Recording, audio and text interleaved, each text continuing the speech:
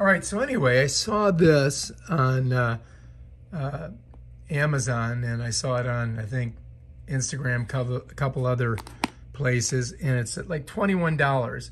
And if you got some old hard drives and you want to be able to read them, supposedly this will work. So it's for 2.5 inch and 3.5 inch. So if you got some laptop hard drives or some, workstation hard drives, this is supposed to work.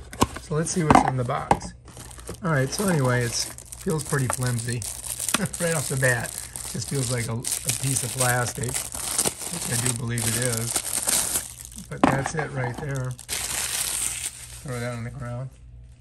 And let's take a look at it. You just open it up, and apparently you just slide it right in there. And there's your little connectors.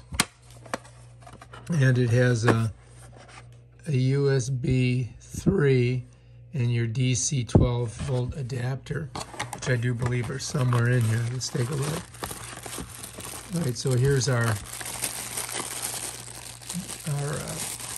power source, the power cord. Comes with this kind of power cord, so not too hard to figure out.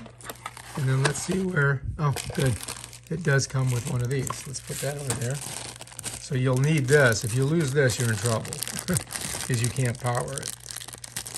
So let's see if I can get it popped through here. Okay, I hate it. Why do they, they could save money by just not using this plastic. I mean, I don't think it does anything to help the product. Or it also comes with some directions. So, you can read through here and try to figure out the directions. So that's it, really. I mean, 4 pieces. The unit, the 2 cords, and the directions. And then there's this here. You can get a warranty on it if you want. But it's $21. I mean, you could just buy a new one. So, anyway, we're going to try this bad boy out and see if it works.